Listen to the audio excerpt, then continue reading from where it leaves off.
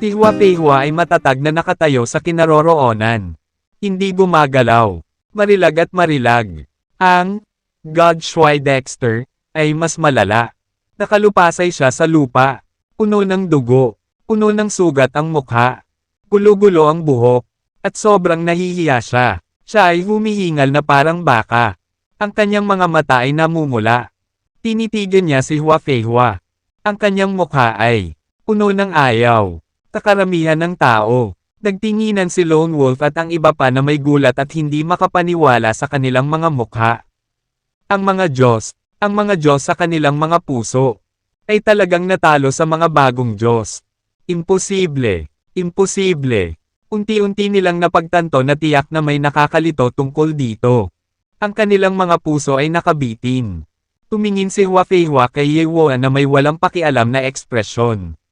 Dexter, mayroon ka bang sasabihin ngayon? Napangiti si Ye Wuan sa kawalan ng pag-asa. At ngumiti ng malungkot. Natalo ako. Oo, natalo talaga ako sa iyo. Ikaw, ang iyong kaharian, ay lumagpas sa limitasyon ng sangkatauhan. Hua nodded. That's right. The peak state of the human race is no more than a fairyland.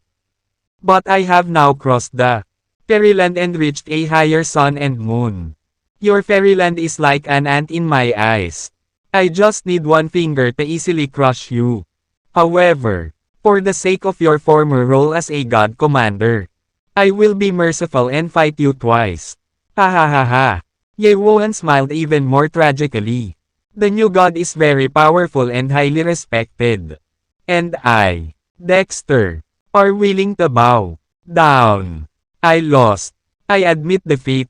Hua said. When you betrayed Daxia and entered the enemy camp, what do you think I should do with you? As the former god commander, you should know the Daxia law better than me. Ye Wuan. Ayon sa mga batas ng Daxia, ipagkanulo si Daxia at parusahan ang siyam na angkan. Hua. So, inaamin mo na pinagtaksilan mo si Daxia. Tumango si Ye Wuan. Aminin. Sumabog ang buong lugar. Bago lang nilinaw ni Dexter na siya ay inosente. Ang lahat ay binabalangkas ni Hua. Ngayon ay inamin niya sa sarili niyang bibig na siya nga ay nagtaksil kay Daxia at kabilang sa kampo ng kaaway. May kahihiyan ang mga taga-Daxia na pinaglalaroan sila. Galit na galit ang mga tao. At nakakabingi ang hiyawan at pag-aaway. Xiao, pinagtaksilan niya talaga si Daxia. Ang ganitong uri ng bastard ay dapat patayin ni Ling Chi. What the hell? Salamat sa pagtitiwala sa kanya noon at pagtrato sa kanya bilang isang idolo. Bah! Hindi kalabisan na dayin ang ating damdamin at sirain ang siyam na angkan. Umaway si Hua sa mga tao at sinabing, tumahimik kayong lahat at makinig sa akin. Kahit na pinagtaksilan ni Dexter ang aking Daxia, wala siyang ginawang masama sa aking Daxia. At wala siyang naidulot na anumang pakinabang sa kampo ng kaaway. Mapapatawad pa rin siya. And now my Daxia is hiring people. Especially such strong ones. I think it's better to let him stay by my side and make meritorious deeds. Huwag kang mag-alala. Babantayan ko talaga siya. At hinding-hindi ko nahahayaang saktan niya si Daxia. Kung mayroon man siyang kaina-hinalang pag-uugali. O kung wala siyang malaking kontribusyon sa akin. Hindi ako. Magpapakita ng awa at bibigyan ka ng paliwanag. Paano pa? Muling napuno ng emosyon ang karamihan. Hoy! As expected sa isang gwapong lalaki. Malaki ang pattern at malawak ang puso. Bago kausapin siya ni Dexter ng bastos at sinisiraan siya. Hindi lang siya nagalit. Naging mapagbigay pa siya at iniligtas ng basta-basta ang kabilang partido. Ang punong ministro ay maaaring sumuntok ng bangka sa kanyang tiyan. Ikinararangal kung magkaroon ng gayong bayani sa Daxia. Papuri ng mga tao. Hua ay lubhang kapaki-pakinabang. Pakiramdam niya ay ito ang highlight ng kanyang buhay.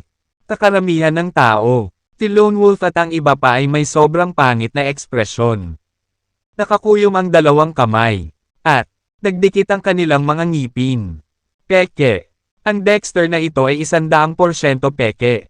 May gumagaya sa kanya, batay sa kanilang pag-unawa kay Dexter.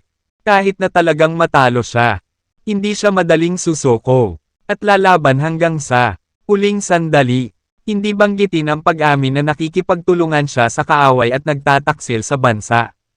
Lumuluhod sa paanan ng kaaway. At kumikilos bilang toro at kabayo para sa kaaway. Narito ang peking Dexter. Saan napunta ang totoong Dexter? Kalimutan ito. Hindi ngayon ang oras para pag-usapan ito. Ang pangunahing prioridad ay ibalik ang reputasyon ni Dexter. Nagkatinginan ang Lone Wolf at sabay-sabay na tumalon sa ring. Lone Wolf, Killing Wolf, Kunlun God of War, Old Manchu, Old Village Chief, Unknown Senior. Sa sandaling maraming tao ang umakyat sa stage. Agad nilang nakuha ang atensyon ng mga manunood. Nagbulungan na naman ang mga tao. Ang mga taong ito ay tila mga tagapagsilbi ng dating Diyos na si Shuai. Dapat din silang tumalikod sa Dacia kasama ang mga naunang Diyos. Ang mga makasalanan ni Daxia ay hindi dapat patawarin. Kung ayaw mong magkasala at gumawa ng merito at pagsilbihan ako sa Daxia, mahigpit naming hinihiling na siya ay patayin. Ang nag-iisang lobo ay umungal sa mga tao. Manahimik ka, Lao Tzu. Ang lalaking ito ay hindi ang dating Diyos. Siya ay peke. Tinabi ni Kunlun God of War. Naglakas loob akong sumumpa sa aking buhay. Ang taong ito ay hindi totoong dating God. Commander, naging emosyonal si Xialang at hinawakan ang kwelyo ni Ye Wuan. Xiao, sabihin mo sa akin. Sino ka at bakit ka nagpapanggap? Na kapatid ko, mabilis na ibunyag ang iyong pagkakakilanlan sa masa at ipakita na ikaw ay peke. Natigilan ang mga tao at naghihinala silang tumingin sa kanila. Lalong nagiging komplikado ang mga bagay. Sino ang nagsisinungaling? Karamihan sa mga tao ay iniisip pa rin na totoo ang sinabi ni Hua Feihua. May nagpapanggap na dating Diyos na gwapo. Paanong may mga taong magkakamukhang magkamukha sa mundo? Tinapik ni Dexter ang balikat ng pagpatay ng lobo at same time na sinabi. Nakasama mo ako nang hindi bababa sa 10 taon. Matagal ko na kayong itinuring na mga kapatid ko, at may puso ako para sa inyo. Gayunpaman, may isang bagay akong inilihim sa iyo. Nagsinungaling ako sa iyo noon na actress ako at magsasanay. Ngunit ito ay talagang kasinungalingan. Nagtaksil ako kay Daxia noon at kabilang ako sa kampo ng kaaway. Nag-aalala ako na hindi mo ako maiintindihan. Kaya hindi ko sinabi sa iyo. Umutot. The wolf-killing man reached out to slap Ye Wuan. However, Hua Feihua grabbed Killer Wolf's hand. Since he has already repented of his mistakes, he shouldn't be aggressive. Lone Wolf was angry and attacked Hua Feihua. Brothers, don't talk nonsense with him. Just deal with him first. Even if I risk my life today, I will kill the people for the people. Kunlun God of War and others also immediately besieged Hua Feihua. However, Hua Feihua had already entered the Sun Moon realm with the help of the God Lord Tiger King and the Shadow Lord. Ancestor, Lone Wolf and others are still in the fairyland. The two sides are completely separated by a realm, which is destined to fail for Lone Wolf and others. Nanginginig lang si Hua Feihua. Nagpakawala ng malakas na enerhiya. Pinipigilan ng Lone Wolf at ang iba pa sa lugar. Tila napahawak sila sa lugar ng konkreto. Hindi makagalaw. Lalo pang umatake. Malamig na sumengot si Hua Feihua. Kung sasalakayin mo si Daxia Shenshuai, mapaparusahan ka sa iyong krimen. Gayunpaman, dahil ikaw ang unang nagkasala. At bawat isa sa iyo ay isang malakas na tao. Malaki ang naiambag mo sa aking malaking tag-araw. Ngayon ay bibigyan kita ng pagkakataong magbago. Lumuhad ka agad at sumuko sa akin. Kaya kung bitawan ang nakaraan, si Lone Wolf ay nagdikit ng kanyang mga ngipin. At maging ang kanyang mga gilagid ay dumudugo. Kahit na mamatay ako, hindi ako luluhod para sa iyo. Malamig na sumengot si Hua Feihua. Ikaw ang bahala. Lumuhad para kay Lao Tzu. Biglang nadagdagan ni Hua Feihua ang kanyang enerhiya. Kung ang pressure sa Lone Wolf at sa iba pa ngayon ay katumbas ng isang bundok. Kung gayon ang pressure sa kanila ngayon ay katumbas ng 2 bundok, ilang saglit na hindi nakayanan. Nakayuko ang mga katawan. at gustong lumuhod. Gayunpaman, si Lone Wolf at ang iba pa ay nag-abot ng kanilang mga kamay na halos hindi nila namamalayan. Inaalalayan ang isa't isa, at inilabas ang lahat ng kanilang lakas upang makipagkompetensya sa enerhiya ni Hua Feihua. Kahit mamatay ako, hinding-hindi ako luluhod. Ang nag-iisang lobo ay umungal na parang totoong ligaw na lobo. Hindi sa iyo ito. Bumisi si Hua Feihua at biglang nadagdagan ang kanyang lakas. Pumalakpak. Pumalakpak. Ang malakas na presyon ay nabali pa ang mga buto ng ilang tao. Ngunit tumayo pa rin sila ng tuwid at tumangging sumuko. Ang mga tao sa ibaba ay hindi maiwasang maging tame time. Ang mga taong ito ay talagang matigas na lalaki. Matigas ang buto. Magde-defect ba talaga sila kasama ng mga nauna sa kanila? Baka inosente ang mga taong ito. Karamihan ng tao sa ibaba. Si Hong Qigong at ang maliit na Ardilla ay nag-aalala. Napagtanto nila na kung hindi sila kikilos muli, si Lone Wolf at ang iba pa ay maaaring nasa panganib. Gayunpaman, ramdam nila na simula nang dumating sila dito. Kinulong na sila ng malakas na hininga. Ang hiningang iyon ay nagbigay sa kanila ng matinding pananakot. Tila tinatakot sila ng kabilang partido. At kung maglakas loob silang gawin ito, papatayin sila. Pagkatapos ng paulit-ulit na pag-iisip tungkol dito, nagpasya pa rin si Hong Qigong at ang maliit na Ardilla na bumaril. Kung hindi nila gagawin, mamamatay talaga ang nag-iisang lobo at ang iba pa. At nang magsisimula na si Hong Qigong, bigla siyang sinigawan ng Lone Wolf. Bilasan mo, iligtas mo ang kapatid ko. Pumunta siya sa bundok ng Feifeng. Baka matrap ang kapatid ko dyan. Nag-aalalang sinabi ni Hong Qigong. Pero ikaw, ang nag-iisang lobo ay umungol. Pabayaan mo kami. Magiging maayos kami. Kung mamatay ang kapatid ko, tiyak na mamamatay din tayo. Dapat natin siyang iligtas. Paulit-ulit itong tinitimbang ni Hong Qigong. At sa wakas ay nagpasya na iligtas muna si Dexter. Kinuha ni Hong Qigong ang maliit na Ardilla. Tumalon. At lumipad sa malayo. Dahil dito, pagdating nila sa isang tigang na lugar, isang malakas na puwersang sumupil ay biglang dumating mula sa malayo. Ang mapang-ipong puwersang ito ay napakalakas. At hindi ito magagamit sa kaharian ng hindi araw at buwan. Ito na naman ang Sun Moon Realm. Ang mga puso ni Hong Qigong at ng maliit na Ardilla ay biglang umangat. At sa parehong oras ay naiwasan nila ang alon ng pag-atake ng pagsupil. Hong Qigong, sino ang darating? Lumabas ka na. Dalawang figure ang dahan-daang lumitaw sa harap ni Hong Qigong. Sino ang hindi Diyos, Panginoon at Haring Tigre? Ang dalawa ay nasa likod ng isa. Nakapalibot sa Hong Qigong sa gitna. Hong Qigong, matagal nang hindi nagkita. Naguguluhan si Hong Qigong sa kanyang puso. Ngunit nagpanggap pa rin siyang kalmado sa ibabaw. Sino ako para sanayin si Hua Feihua sa isang powerhouse ng Sun and Moon Realm? Ang nararamdaman ay dalawang taong-unang.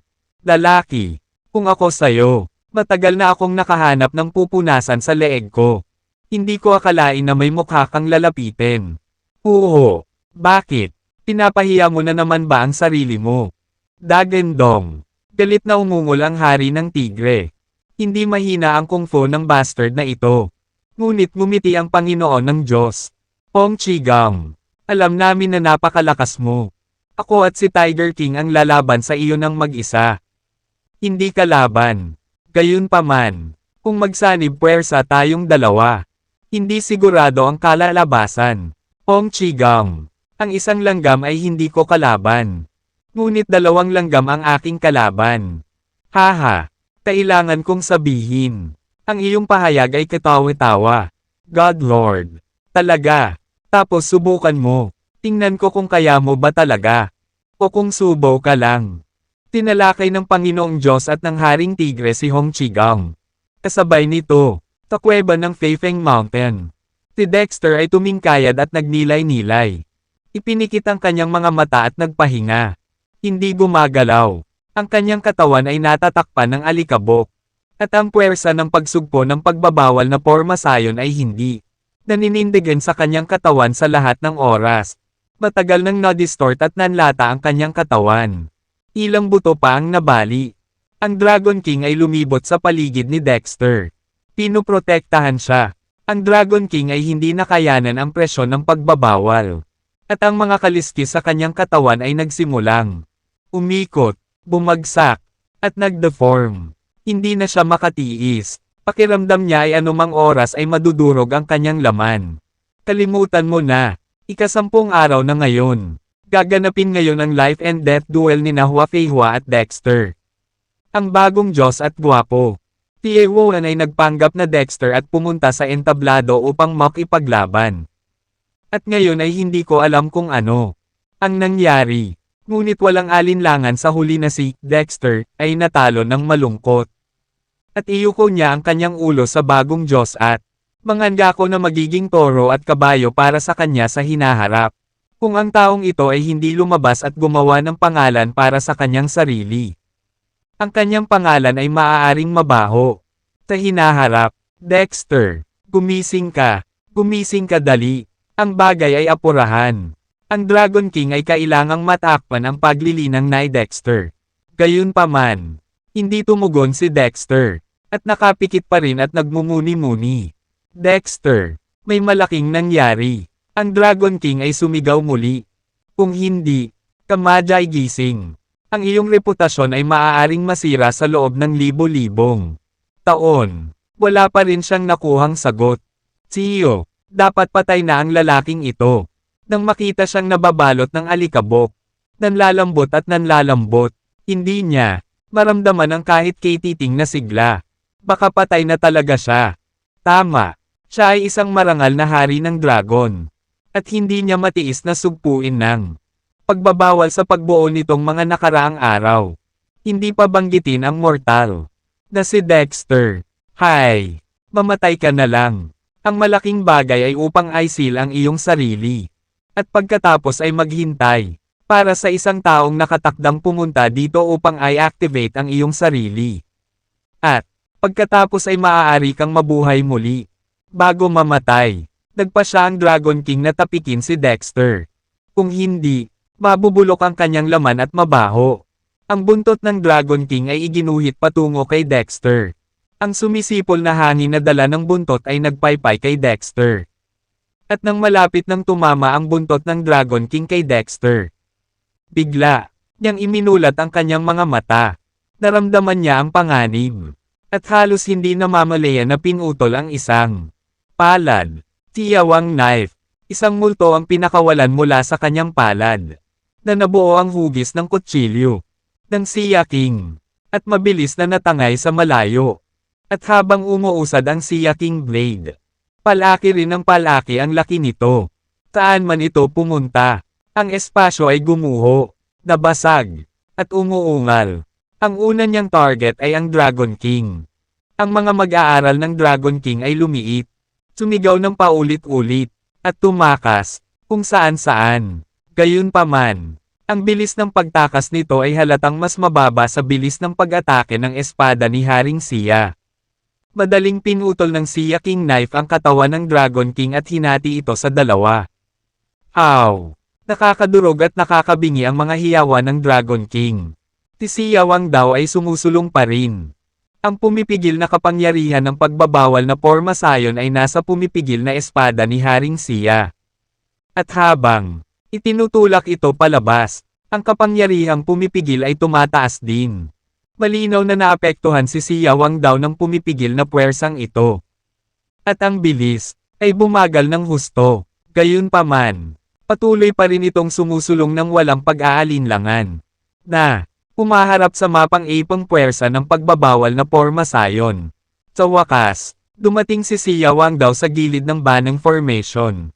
Ang restraining pressure dito ang pinakamalakas. Ang Siyawang daw ay nabaluktot pa at na-deform dahil sa pressure. At hindi na ito umusad, at na-deadlock ito sa puwersa ng pagsugpo. Itinaas ni Dexterksen ang kanyang lalamunan. Kung hindi maputol ni Siyawang daw ang pagbabawal na ito, maaaring hindi siya mabuhay ng ilang araw. Puff! Isang bahagyang boses ang dumating.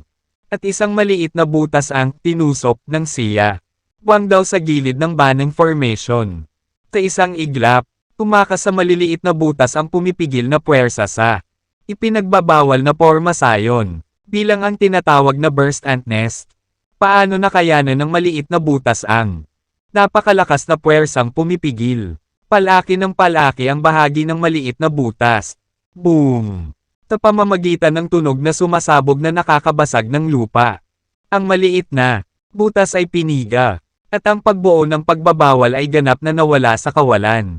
Malakas na yumanig ang buong kuweba, at bahagyang gumuho, tawag, ng walang pressure.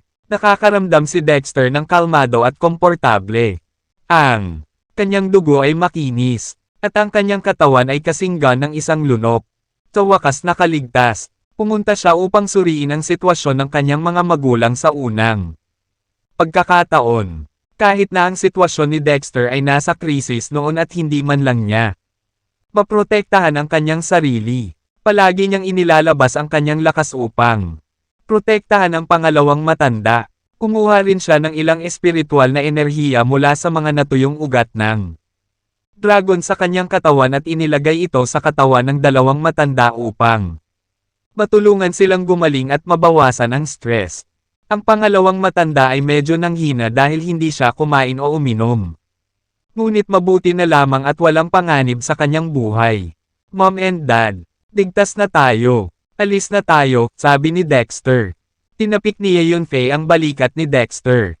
Hoy, anak, walang silbi kay tatay. Noong bata ka pa, hindi ka kayang protektahan ni Itay. Ngayong malaki ka na, kailangan ni tatay ang iyong proteksyon. Mukhang nagkasala rin si Shangguan Feizo. Daor, Mom. Pinutol ni Dexter ang pangalawang matandang lalaki. At sinabing, Mom and Dad, stop talking. Naiintindihan kita. Bago ako pumunta sa Godlord Island, pinahirapan ko ng husto ang anak kong si Lacey. Kawawang mga magulang sa mundo. Okay, let's go. Ngayon na ang oras para sa akin at ni Hua Feiwa na maglalaban hanggang kamatayan. Hindi na natin maantala. Ayos ito. Hindi na ba maantong hininga sina Shangguan Feizo at Ye Yunfei? At sinundan si Dexter palabas. Tulungan mo ako. Tulungan mo ako. Napakahina ng boses ng Dragon King. At huminga siya ng ilang beses para magsalita. Ang kawawang Dragon King, nakagagaling lang ng katawan, ay hiniwa sa kalahati ng kutsilyo ng Xia King. Ang kasalukuyang Dragon King ay talagang gustong umiyak ng walang luha. Sino ba naman ang pinagkakaguluhan ko? Gusto ko lang ng kompletong katawan. Ganun ba kahirap? Oy! Lahat ng mga nakaraang pagsisikap at pagsusumikap ay nasayang. At kailangan nating magsimula sa simula. Isa akong kahihiyan sa mga dragon. Hindi ko deserve maging dragon. Tinulyapan ni Dexter ang Dragon King at sinabing, maghintay ka rito. Pagkatapos kong lumabas, aayusin ko kaagad ang isang tao na magliligtas sa iyo. Ubo, ubo, ubo.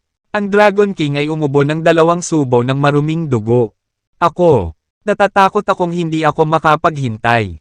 Sa panahong ito, sunod-sunod akong nasugatan. At ang kakayahan ng aking katawan sa pagpapagaling sa sarili ay bumaba rin. Marami, kung hindi mo ako papasukin sa katawan mo sa oras para magtanim. Natatakot ako, hindi ko ito malalampasan. Mapait na ngumiti si Dexter. Paumanhin. Dragon King. Ngayon ang aking pisikal na lakas ay labis na naubos. At hindi ko man nang maprotektahan ang aking sarili. Lalo na't hayaan kang pumasok sa aking katawan at gamitin ang aking espiritual na enerhiya upang alagaan ka. Kung ganoon, baka mamatay tayong dalawa. Kaya ngayon, hintayin mo na lang akong lumabas at mag-ayos ng magliligtas sa iyo. Sa sinabi nito, aalis na sana si Dexter. Sandali, sandali. Mabilis na pinigilan ng Dragon King si Dexter. Ako, mayroon pa akong ilang mga espiritual na table task na maaaring kumpunihin ang iyong pisikal na lakas.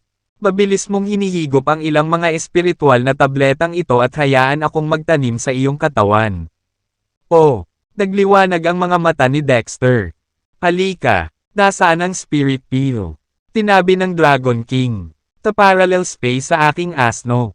Medyo naiinis si Dexter. Ngunit nilabanan pa rin niya ang pagkasuklam at naglabas ng 3 elixir mula sa magkatulad na espasyo sa kanyang puwitan. Tinisil niya ang elixir at buong kasakiman na hinigop ang espiritual na enerhiya. Ang kanyang pisikal at mental na lakas ay bumabawi sa bilis na nakikita ng mata. Tawag. Matapos makuha ang espiritual na enerhiya, ang pisikal na lakas ni Dexter ay bumalik sa normal. Mabilis na sinabi ng Dragon King. Dexter, ngayon ay maaari mo na akong pasukin sa iyong katawan upang linangin. Nagtataka si Dexter. Dragon King, malinaw na mayroon kang 3 espiritual na Pildores ngayon. Maaari mo itong i-absorb sa iyong sarili. At ito ay mabuti para sa iyong pinsala. Pero bakit hindi mo ito i-absorb sa iyong sarili? Ngunit hayaan mo akong i-absorb ito. Para lamang sa isang pagkakataon na linangin sa aking katawan. Tinabi ng Dragon King. Hoy! Ang aking Dragon Clan ay palaging bukas palad at nagsasakripisyo ng sarili para sa iba. Dexter, magsabi ka ng totoo. Tinabi ng Dragon King. Hindi ko alam kung bakit. Sa iyong katawan, mayroong kakaibang puwersa na nagpapalusog sa aking katawan anumang oras. Napaka-komportable nito. At maaari nitong palakasin ang aking lakas. Ang mga pakinabang na dulot ng katawan mo sa akin ay higit pa sa paghahambing ng 3 elixir. Hindi. Nararamdaman ko na. Kahit ilang daang elixir ay hindi maihahambing sa iyong katawan. Okay. Sumimangot si Dexter. Isang kakaibang kapangyarihan ang nagpapalusog sa iyong katawan. Anong kakaibang kapangyarihan? Tinabi ng Dragon King. Hindi ko pa naramdaman ang kapangyarihang ito. Kaya hindi ko alam kung ano ang kapangyarihang ito. Hindi ito kabilang sa anumang uri ng kapangyarihan sa aking Cthulhuan pa rin. Ang hari ng dragon ay isang malakas na tao noong unang panahon. Nagmamadaling nakipag-usap si Dexter sa buto ng Diyos. Godbone. Nararamdaman mo ba ang kakaibang kapangyarihan sa aking katawan?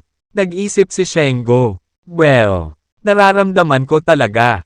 Ang kakaibang kapangyarihan noon ay mahina. Ngunit ngayon ay mas malakas na. I'm also very unfamiliar with this strange force. Sobrang weird. Pamulong si Dexter sa kanyang sarili. Madarama ninyong lahat ang kapangyarihang iyon. Ngunit hindi ko ito maramdaman. Hoy, kalimutan mo na ito. Kalimutan mo muna ito sa ngayon. Ang pangunahing prioridad ay ang umalis muna sa lugar na ito ng mga multo. Ang Dragon King ay dumapo sa katawan ni Dexter. At siya ay tumakbo palayo. Tulong! Tulong! Naglalakad papunta sa bakana ng kuweba. Isang mahinang sigaw ng tulong ang dumating. Tiningnan ni Dexter ang prestihiyo. At nalaman na ang Young Master Yinsi ang humingi ng tulong. Ang Young Master Yinsi ay nadurog na sa isang meat patty ng malakas na puwersang panunupil na ito. At ang kanyang katawan ay nakakapit sa lupa.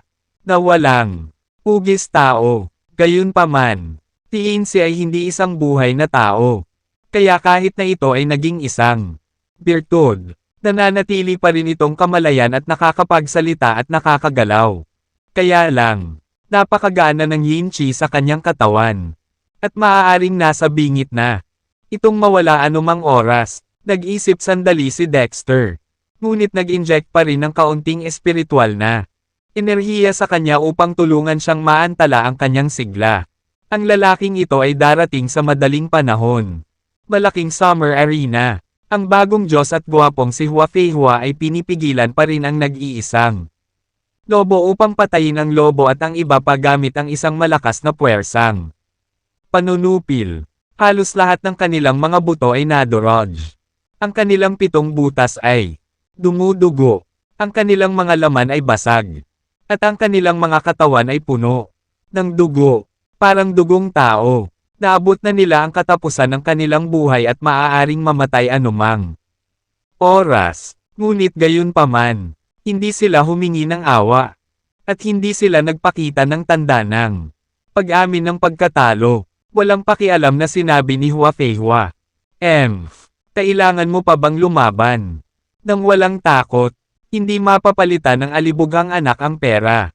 Kaya kitang bigyan ng pagkakataon na maging bagong tao. Kinagat ni Lone Wolf ang kanyang mga ngipin at sinabi ang bawat salita. Kung gusto mong sumuko tayo, maaari mong, pero, kailangan mo akong tawaging ama. Damo. Galit na galit si Hua Feihua. Hinikayat din ni Ye Wuan. Hoy! Talagang matigas ang ulo at malabo kayong mga lalaki. Pinagsisihan ko talaga ang paglabas sa inyo noon. Ngayon ang mga bagong Diyos ay maaaring magdala ng kapayapaan at kayamanan. Sa aking malaking tag-araw. Ang mga bagong Diyos ay ang orthodox martial arts ng aking malaking tag-araw at ang pag-asa ng mga tao. Hindi ka nababalik sa bagong commander ng Diyos. Ipagkanulo mo ba si Daxia at sasalungat sa mga tao? Kung ganoon ang kaso, hindi ka maaaring manatili. Tumingin ang bagong Diyosa sa karamihan at sinabi, lahat, pakikinggan ko ang inyong mga opinyon. Inayos ng bagong Diyosa ang mga Nars kanina at sumigaw. Patayin sila, patayin. Hinding-hindi papayag ang aking Daxia na umiral ang mga taksil. Kung hindi mo sinuportahan ang bagong commander, lumalaban ka sa taong bayan. Papatay ka tapos bilasan mo. Ang bagong commander ng Diyos ay nagsabi, okay, pagkatapos ay susundin ko ang opinyon ng publiko. Pumunta ka sa impyerno, bastard. Nang matapos ang mga salita, ang bagong commander ay biglang tumaas ng kaunting puwersang panunupil. Bang bang bang. Ang tunog ng mga bali ay patuloy na dumarating. Boom! Dinurog pa ng malakas na puwersang panunupil ng bagong paghawak ng Diyos ang arena at lumubog sa lupa. Ang nag-iisang lobo at iba pa ay inilibing din sa mga guho. Pinagmasdan ng mga nanunood ang kanilang mga anit na namamanhid at ang kanilang mga dugo ay gamulong. Napakalakas. Makapangyarihan talaga ang bagong Diyos. Dinurog niya ang singsing sa pamamagitan lamang ng hininga ng hangin na inilabas sa kanyang katawan. Kung siya mismo ang gumawa nito, hindi ba niya magagawang patayin ang langit at tirain ang lupa sa isang iglap? Ubo, ubo, ubo. Ang matandang punong nayon ay umubo at nagsuka ng dugo. Naabot na niya ang katapusan ng kanyang buhay at hindi na niya kinaya. Umaagos ang dugo sa mga mata ni Lone Wolf. Hakbang-hakbang na gumagapang sa kalahati. Matandang punong nayon. Sa bawat galaw niya ay parang kaliskis ng isda ang laman ng katawan niya. Ngunit gumapang pa rin siya sa matandang punong nayon ng walang pag-aalinlangan. Upang maibsan ang panggigipit sa matandang punong nayon. Ang matandang pinuno ng nayon ay desperadong kumurap kay Lone Wolf. Huwag kang pumunta rito. Hindi pwedeng mamatay. Utos ng kapatid ko, walang mamamatay. Ganun pa man. Hindi ko pa nahahanap ang kapatid ko. Patay ka na. Pinagtaksilan mo ang kapatid ko. Bastos ka.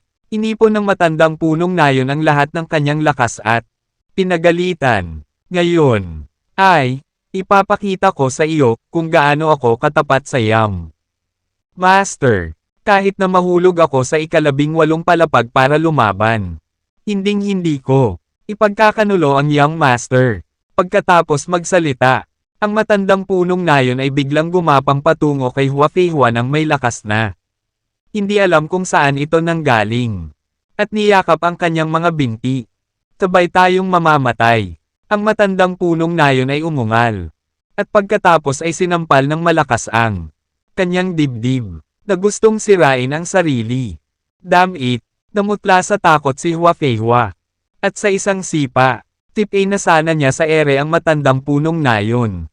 Ngunit hindi niya akalain na ang bibig ng matandang punong nayon ay nakagat sa hita ni Hua Feihua at hindi siya sinipa. Bastard! Papatayin sana siya ni Hua Feihua.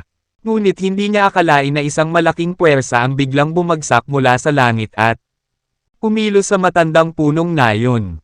Ang matandang punong nayon ay agad na hinayla sa ere ng napakalaking puwersa.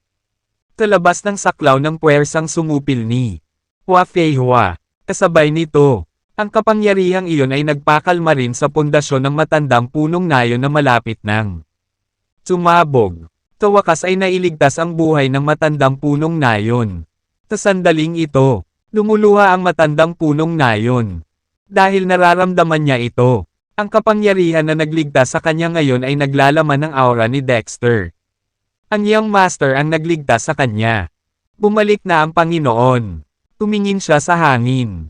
Ngunit wala siyang nakitang bakas ni Dexter. Nakita ko na lang na may isa pang puwersang nahulog mula sa langit at tumama kay Hua Feihua. Naramdaman ni Hua Feihua ang banta na dulot ng puwersang ito sa kanya. Kaya agad niyang iniligpit ang kanyang lakas at paulit-ulit na umatras. Halos hindi naiwasan ang puwersa. Bastard! Who dares to make trouble? Umungol si Hua Feihua. Napagpasyahan niya na ang darating ay dapat na isang top-level na powerhouse. At ang kanyang lakas ay maaaring hindi mas masama kaysa sa kanyang sarili. Ito ay talagang isang outlier. Kung alam ko lang ito ng mas maaga, mas mabuting direktang kunin ang buhay ni Lone Wolf at iba pa. Puno ng pananabik ang mga mukha ni Lone Wolf at ng iba pa. Dahil naramdaman din nila ang hininga ni Dexter. Nagbalik ang Diyos. Naligtas sila. Isang bulalakaw ang nahulog mula sa langit. Na may mabangis na apoy. Nakasisilaw. Boom! Pagkalapag niya, pinasag niya ang lupa sa isang hukay na ilang metro ang lalim. Tila nagkaroon ng lindol sa pinangyarihan. Nanginginig ng husto. At ang mga tao ay gumuho. Nang malinaw na nakita ang bisita. Nagkaroon ng panibagong sensasyon sa pinangyarihan. Ang gwapo ng Diyos. Isa pang Dexter. Ano ba ang nangyayari dito? Bakit may dalawang dating Diyos? Para sa isang oras, nadama ng lahat na ang kanilang mga utak ay hindi sapat. Tinulyapan ni Dexter ang eksena ng walang malasakit na mga mata. At biglang tumahimik ang eksena. Nagulat ang lahat sa nagyayelong lamig sa kanyang mga mata. Sa huli, ang mga mata ni Dexter ay nahulog sa bagong Diyos at gwapong si Hua Feihua. Dapat kang mamatay ngayon. Hindi natakot si Hua Feihua. Ano ka ba? Dare to pretend to be the former God Commander. Is this a provocation na wala akong kasama sa Daxie? Ngayon, tisirain ko ang huwad mong mukha. Kitawa-tawa. Si Dexter ay umulit ng paulit-ulit. Ikaw ay isang impostor na nagnakaw sa akin ng aking upuan. Ngunit ngayon ay nagbabanta ka na bubuksan ang aking huwad na mukha. Mukhang ayaw mo ng kahit anong mukha. Tapos tutuperin kita at pupututin ang mukha mo. Nagbulang-bulungan ang karamihan. Sino ito? Bakit may ibang dating Diyos na gwapo? Alam naman ng ghost. Anyway, isa sa dalawang dating Diyos na ito ay dapat peke. Sa tingin ko, ang unang Diyos na gwapo ay medyo iba sa dating Diyos na gwapo. Masyadong mahina at masyadong duwag. May posibilidad din akong maniwala na ang pangalawang Diyos ay totoo. Hindi inakala ni Yewoa na makakalabas ng buhay si Dexter mula sa pagbabawal na porma sayon. He gritted his teeth and said, You dare to pretend to be me. Ang boring talaga. Panginoong Diyos Shuai. Hinihiling ko sa iyo na alisin ang pinsala para sa mga tao at patayin ang peking ito. Nakangiting tumingin si Dexter kay Yewoan. Yewoan, ang iyong kakayahan sa pag-arte ay talagang masama.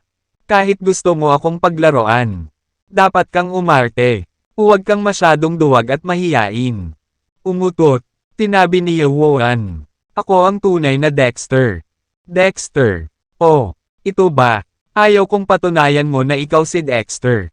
Kailangan mo lang patunayan na isa kang malaking buhay na tao. Yewoan, nagpapagulo ka ba? Nagpapaantala ng oras? O nililihis mo ang atensyon ng mga tao? Hindi. Buhay akong tao. Kailangan ko pa ba ng pruweba? Dexter, patunay. Siyempre kailangan itong patunayan. Lahat ng nabubuhay na tao ay may dugo. Mauna na ako. Pagkasabi niyan, pinutol ni Dexter ang kanyang daliri. At tumulo ang dugo mula sa dulo ng kanyang daliri. Sandaling natulala ang mga nanonood. May sira sa utak nitong lalaking ta. Anong ginagawa niya? Ang isang malaking buhay na tao ay maaaring maglakad, kumilos, at magsalita. Ito pa, ba ay isang patunay. Ngayon lang, hilig ko si Dexter na talagang gwapong tao. Pero ngayon, nagsisimula akong mag-alinlangan. Iniisip na baka baliw ang lalaking ito. Hindi kinamot ni Yewoan ang kanyang mga daliri. Hindi ako nahulog sa iyong mga panlilin lang. Halatang inaantala mo ang oras. Panginoong Diyos Shuai, inihiling ko sa iyo na patayin kaagad ang hindi kilalang taong ito. Ngumiti si Dexter at nagsabi, natatakot ka ba? Kung maglakas loob kang putulin ang iyong daliri, hindi ko kailangan mong isagawa ito. Papatayin ko ang sarili ko sa mismong lugar. Sumigaw ang karamihan. Iminumungkahi ko na hiwain ang iyong mga daliri at suriin. Tama iyan. I swipe ang iyong daliri. I swipe ang iyong daliri. Ang mga tinig ng masa ay mas malakas kaysa dati. Natarante si Yewon at mabilis na tumingin kay Hua Feihua para humingi ng tulong. Paulit-ulit nang inisya ni Hua Feihua. Hoy, ikaw, ang iyong mga panlilin lang para mag-udyok ng mga tao ay talagang matalino. Pero hindi kita hinayaang magtagumpay. Boy, take your life. Pagkatapos magsalita, sumugod si Hua Feihua patungo kay Dexter. Ang lakas ni Hua Feihua ay pumasok sa kaharian ng araw at buwan sa ilalim ng pagsasanay ng Diyos na Panginoong Haring Tigre at iba pa. Si Dexter ay nasa kaharian din ng araw at buwan. Naramdaman ni Hua Feihua na silang dalawa ay nasa kaharian ng araw at buwan. Sa sarili nilang mga kakayahan, dapat nilang harapin si Dexter saglit. Kakasabi lang niya sa Shadow Master Ancestor. At malapit nang dumating ang Shadow Master Ancestor. Kapag nagsanib puwersa ang dalawa, tiyak na magagawa nilang sirain si Dexter. Si Hua Feihua ay kasing bilis ng kidlat at sumugod kay Dexter sa isang kisap mata. Ilalabas na sana niya ang pinakamalakas na ultimate move. Ngunit nakita niya si Dexter na ikinakaway ang kanyang kamay sa gusto niya. Ang kamay ni Dexter, na naaninag sa mga mata ni Hua Feihua, ay naging isang kutsilyo, Tia King Sword. Hindi man lang bumalik sa katinoan si Hua Feihua. Ang kutsilyo ng Xia King ay tumusok sa Tianling cover nito at nalaslas. Hanggang sa ilalim ng kanyang mga paa sa isang kisap mata. Agad siyang nawalan ng malay. Bumagsak sa lupa. At ang kanyang katawan ay naging dalawang kalahati. Nabahira ng pula ng dugo ang lupa. Nakakamatay na tahimik ang eksena. Tahimik na inis. Halos lumuwa na ang mga mata ng mga nanunood. Damn it. Damn it, malakas ba ang Hua Feihua? Siyempre malakas. Napakalakas nito na ang singsing ay nadurog at gumuho sa pamamagitan lamang ng hangin na inilabas mula sa laman. Gayunpaman, sa ilalim ng mga kamay ng hindi kilalang taong ito, hindi siya nakaligtas, ni isang galaw. Maging ang mga naunang Diyos ay hindi ganoon kalakas noong kapanahunan nila. Mabilis na lumipat ang focus ng talakayan ng lahat mula sa Shen Shuai patungo sa patay na si Hua Feihua. Damn it, really damn it, tingnan mo si Hua Feihua. Bakit walang dugo? Hay, totoo, tumigas na ang dugo niya sa katawan. God, black talaga ang dugo niya. Black blood. Pwede bang? Hindi talaga siya tao. Marahan na sumigaw si Dexter. Tahimik. Ang tunog na ito ay tila may walang katapusang kapangyarihan ng mahika. At ang mga tao ay biglang tumahimik. Tinabi ni Dexter. Sa totoo lang, may isang organisasyong kulto na nakatago sa aking tag-araw na tinatawag na Yin-Si. Ang mga miyembro ng Yin Division ay hindi mga buhay na tao. Mayroon silang isang espesyal na teknolohiya ng pagbabagong anyo na maaaring magbago ng mga patay na tao sa paglalakad na patay na maaaring maglakad, magsalita at mag-isip. Ang Yin Division ay hindi mabuti sa aking sangkatauhan. Kailangan ang pagpatay ng mga tao para masaya at naglalayong sirain ang pamamahala ng Daxia. Ito ang pampublikong kaaway ng buong tao sa Daxia. Yin-Si. Nakuha ng lahat at pinapatay ito. Ang pinakahalatang katangian ng Yin-Si ay ang dugo sa katawan ay itim at namumuo. Obviously, itong Hua Feihua ay isang lalaki mula sa Yin-Si. At lahat kayo ay niloko niya. Aba, nagkagulo ang mga tao. Pinago ng mga salita ni Dexter ang kanilang pananaw sa mundo. Mayroon ding organisasyon tulad ng Yin Division. Pagkatapos ng kamatayan, ang mga tao ay maaaring tumakbo, kumilos at mag-isip. Si Dexter ay sumigaw muli ng tahimik sa karamihan. At muling tumahimik ang mga tao. Tinabi ni Dexter, ang commander ng Diyos ay ang gulugad ng Daxia. na kumakatawan sa mga interes ng Daxia. Nagtatanggol sa kaligtasan ng mga tao. At nagtataglay ng pag-asa ng Daxia. Sa makatuwid, ang commander ng Diyos ay dapat na isang buhay na tao. Para patunayan kung sino ang tunay na Diyos at kung sino ang peke. Isang blood test ang magsasabi. Swish swish. Ang mga mata ng lahat ay agad na nahulog kay Yewoan. Ngayon lang, nasuri na ni Dexter ang dugo sa lahat. At ito ay talagang sariwang dugo. Kung ang dugo nitong God Handsome ay black coagulated blood. Natural na, makikilala nila ang authenticity sa peke. Blood test. Blood test agad. Guwapo ng Diyos. Paano mo pahihintulutan ang iba na magpanggap? Ngayon, kailangan nating maghanap ng huwad na Diyos at gawin ang paraan para. Sa langit, sa harap ng krusada ng karamihan. Natarante si Yewoan. Napagtanto niyang halos patay na siya ngayon. Ngunit kahit na walang pag-asa, hindi susuko si Yewoan. Bigla siyang bumangon. Tumakbo ng ligaw. Bumangga sa karamihan. At sinubukang tumakas dito. Gayunpaman, paano siya makakatakas mula sa mga talukap ng mata ni Dexter? Si Dexter ay puno ng enerhiya at pinigilan si Yewoan. Si Yewoan ay napako sa lugar. Hindi makagalaw. Natakot si Yewoan. At nagmamadaling sumigaw. Ikaw, hindi mo ako mapapatay. Hindi mo ako mapapatay. Ako ang iyong kambal na kapatid. Ikaw ang aking sariling nakababatang kapatid. Kung ang nakababatang kapatid ang pumatay sa kuya, hindi ka natatakot na parusahan ng Diyos. Nag-alinlangan si Dexter. Oo, ayon sa batas, si Yewoan ay isang karumal-dumal at dapat na mabigat na parusahan. Pero ethically speaking, sarili niyang kapatid na may iisang ama at ina. Kung nagsimula si Dexter, labag ito sa batas ng langit. Tumingin si Yewoan kay Dexter na nag-aalangan at nag-relax ng husto. Kung pipigilan niya si Dexter sa etika, may pag-asa pa siyang mabuhay. Mahusay siyang nagsalita at hinikayat si Dexter. Nang makita ng audience si Yewoan na sinusubukang tumakas, alam nila na siya ay nagpapanggap. Ang alon ng krusada laban sa kanya, sunod-sunod na alon, ay humiling na patayin si Yewoan. Gayunpaman, nag-aatubili si Dexter na magsimula.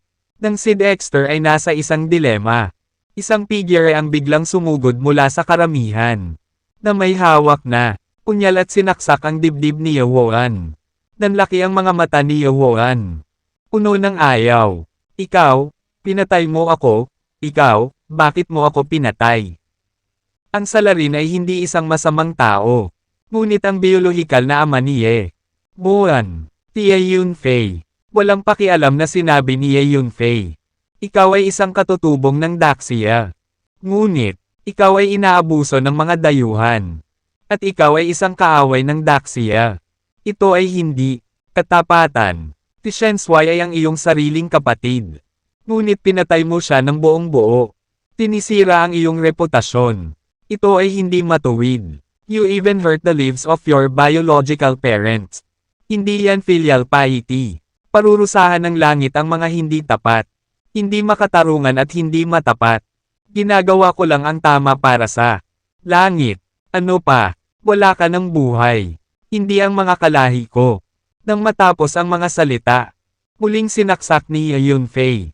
Tinitigan ni Yewoan si Yunfei. Bahagyang bumagsak sa lupa. Kung may susunod pang buhay, tiyak na maghihiganti ako sa iyo. Nagbulungan at naghiyawan ang mga tao. Mabuhay ang gwapong lalaki. Ang hustisya ay walang talo. Ang pagbabalik ng commander ng mga Diyos ay ang swerte ng aking Daxia at ang swerte ng mga taga-Daxia. Gwapo ng Diyos. Gwapo pa rin ang Diyos na iyon. Na-misunderstood pa nga namin si God Shuai noon na may access ka sa ibang bansa. Hoy, short-sighted kami. Sana gumawa ng pagbabayad sala si Lord Shenswai. Ang lahat ay lumuhad kay Dexter.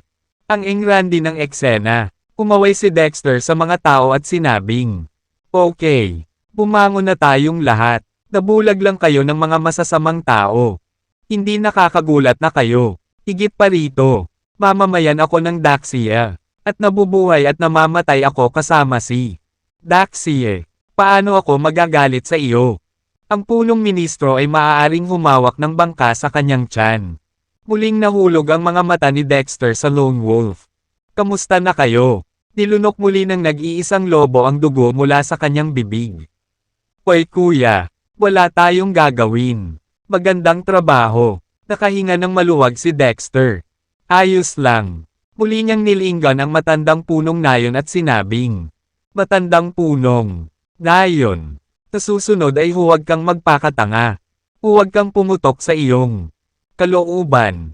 Gayunpaman, nagkakamali ka. Habang buhay akong makonsensya. Bahagyang ngumiti ang matandang punong nayon. Tinusunod ng aking mga nasasakupan ang utos ng Young Master. Nagtanong si Lone Wolf, Brother, ipinaalam ba sa iyo ni Hong Qigong at Little Squirrel na pumunta at iligtas kami? Natrap ka ba sa Fengming Mountain noon? Si Hong Qigong at ang maliit na Ardelia. Mukhang naghihinala si Dexter. Dapat kasama mo sila. Hindi ko pa sila nakikilala. Tinabi ni Lone Wolf. Hindi. Hiniling ko kay Hong Qigong at Little Squirrel na pumunta sa Fengming Mountain para hanapin ka. Hindi mo sila nakilala. Ngunit hindi pa sila bumabalik. Pwede ba? Ang puso ni Dexter ay lumukso isang beat mula sa simula hanggang sa wakas. Ni ang Diyos na Panginoon. O ang Haring Tigre ay walang kasalanan. Posible kayang pinuntahan nila si Hong Qigong. Malaki ang posibilidad na ito. Nagmamadaling nagbabala si Dexter. Magpahinga na kayong mabuti. Hahanapin ko ngayon si Hong Qigong. Nahihirapang bumangon si Lone Wolf. Kuya, samahan na kita. Tinapik ni Dexter ang Lone Wolf sa balikat. Hindi, maghintay ka lang dito. Pagkatapos magsalita, tumalon si Dexter. Parang bulalakaw na lumilipad sa malayo. Nawala sa paningin ng lahat sa isang kisap mata. Nagbulungan ang karamihan. Isang paglukso ng 1,000 milya. Gaano kalakas ang Diyos Shuai? Magiging Diyos na ba ang gwapong Diyos? I think it's very possible. Ngayon mo lang nakita. Ikinaway lang ng Diyos Shuai ang kamay niya. At naputol si Hua Feihua sa 2 piraso. Oo, ang lakas ni Hua Feihua. Nakikita nating lahat. Hindi gumagalaw. Umaasa lang sa kanyang chi. Dinurog niya ang matibay na arena. Dinurog ni Dexter ang kalaban sa kalahati gamit ang isang random na palad. Maliban sa mga Diyos, wala akong maisip. Ang pangalawang uri ng tao na kayang gawin ito. God handsome. I deserve to be the patron saint of Daxia. Siyempre hindi gumaan ang pakiramdam ni Dexter na umalis dito. Iniwan ang malubhang na sugatan na Lone Wolf na naghihintay dito. Inayos niya ang pangkat ng Nightingale na lihim na protektahan ang kaligtasan ng Lone Wolf at ng iba pa. Sa Fengming Mountain, ang Panginoong Diyos at ang Haring Tigre ay tinubkob si Hong Qigong. Bagamat malakas si Hong Qigong, hindi siya ang kalaban ng Diyos Panginoon at Haring Tigre. Umatras siya at inilipat ang larangan ng digmaan sa Fengming Mountain. Iniisip na pagdating niya sa Fengming Mountain, makakatagpo niya si Dexter. Sa tulong ni Dexter, mas mataas ang posibilidad na mabuhay siya. Ngunit hindi ko akalain na pagkatapos ng lahat ng paghihirap na dumating sa Fengming Mountain. Hindi ko man lang nakita ang anino ni Dexter. Ang pisikal na lakas ni Hong Qigong ay labis na naubos. At ang kanyang lakas ay bumagsak ng labis na siya ay lubusang dahado. At siya ay pinindot at binugbog ng Panginoong Diyos at ng Haring Tigre. Sa bilis na ito, malapit nang mapatay si Hong Qigong sa Huangquan. Paano gawin kung paano gawin? Gustong umiyak ni Hong Qigong nang walang luha. Si Hong Qigong ay nagambala sa kawalan ng pag-asa. Na lumikha ng mga pagkakataon para sa Panginoong Diyos at Haring Tigre. Tinamantala ng Diyos Lord at Tiger King ang pagkakataong ito at naglunsad ng isang nakamamatay na suntok kay Hong Qigong. Boom! Ang pag-atake ng 2 lalaki ay nagpadala kay Hong Qigong ng ilang kilometro. Ang layo. Sa huli, ang katawan ni Hong Qigong ay nabasag sa tuktok ng bundok. Nakapaloob dito at hindi makagalaw. Puff! Nagsuka si Hong Qigong ng dugo at napasigaw sa sakit. Xiao! Dexter! Pinatay mo ako! Are you fucking here? If you are, Get out of here. Ayokong mamatay ngayon. Walang tumugon sa kanya. Ang Panginoong Diyos at ang Haring Tigre ay lalong lumapit. Tinuya ng Diyos na Panginoon. Gusto mo bang humingi ng tulong kay Dexter? Paumanhin. Kahit si Dexter ay hindi kayang protektahan ang kanyang sarili. Ngayon, lalo pat iligtas ka. Anong ibig mong sabihin? Tumingin si Hong Chigang sa Panginoong Diyos. Tinabi ng Panginoong Diyos, nakulong si Dexter sa pagbabawal na pormasayo na ako at Haring Tigre ay magkasamang inayos, kahit na siya ay lubos na may kakayahan. Hindi siya makakatakas mula sa pagbabawal na pormasayon. Gugugulin niya ang natitirang bahagi ng kanyang buhay sa ilalim ng pagsupil sa pagbabawal ng pormasayon. Paralisado ka. Hindi napigilan ni Hong Chigang na mapag-alitan. Ang pagpatay ay walang utak. Pinahirapan mo ang mga taong tulad dito. Hindi ka ba nag-aalala tungkol sa paghihiganti? God Lord, retribution. Sa mundong ito, wala talagang makakaganti sa akin. Terra, walang oras para makipag-usap sa iyo ng walang kaparerekon. Nang matapos ang mga salita, muling inatake ng Panginoong Diyos at ng Haring Tigre si Hong Chigang. Ipinikit ni Hong Chigang ang kanyang mga mata sa kawalan ng pag-asa. Tapos na sa pagkakataong ito. Ang kahanga-hangang hakbang ng kalaban ay masyadong malakas, at si Hong Chigang ay natakot sa pamamagitan ng kahanga-hangang paraan lamang. Kalimutan mo na. Hintayin mo na lang mamatay ng tahimik. Huwag kang lumaban. Mas komportable ang mamatay ng ganito.